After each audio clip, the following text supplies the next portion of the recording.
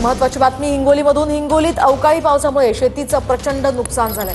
वाई गोरक्षनाथ शिवारातील पपईची बाग अक्षरशः भुईसपाट झाली आहे। त्यामुळे शेतकऱ्यांचं लाखो रुपयांचं नुकसान झालंय आणि याचाच आढावा घेतलाय आमच्या प्रतिनिधींनी। आता मी वसमत तालुक्यातील वाई शिवारामध्ये आहे आणि याच वाई शिवारामध्ये जे आहे ते पपईचं मोठ्या प्रमाणात नुकसान झालेलं आहे। मी कॅमेरामॅनला विनंती करेल की आपण टॉप अँगलवरती या पपईचे जे आहेत ते समोर वरचे जे आहेत ते मोंडके कशा प्रकारे खाली मोडून पडलेले आहेत, कारण की पपईला माल मोठ्या प्रमाणात लागला होता। एका पपईच्या झाडाला जवळपास क्विंटल भराच्या जे क्विंटल भरापेक्षा जास्त वजन जे आहे ते झालं होतं आणि वादळी वाऱ्यामुळे ते वजन न सहज झाल्यानं हे झाडे जे आहेत ते सगळे आता मोडून पडलेले आहे आणि याच पपईच्या बागेमध्ये जे आहेत ते सडा पडलेला आहे। आपल्यासोबत पपई उत्पादक शेतकरी आहेत तर प्रल्हाद जाधव।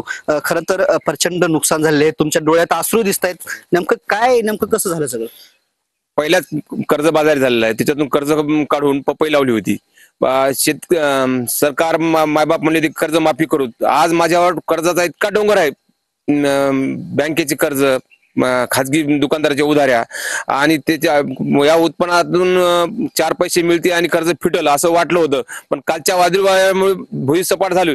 मला आत्महत्येचे शिवाय पर्याय राहिलेला नाही। तरी सरकारने माझ्याकडे विचार करून माझ्या कर्जाचा आणि माझा विचार करून मला काहीतरी कर्जमाफी द्यावं। कॅमेरामॅन ज्ञानेश्वर वानखेडेसह मी रमेश चेंडके, TV9 मराठी, हिंगोली, वसमत।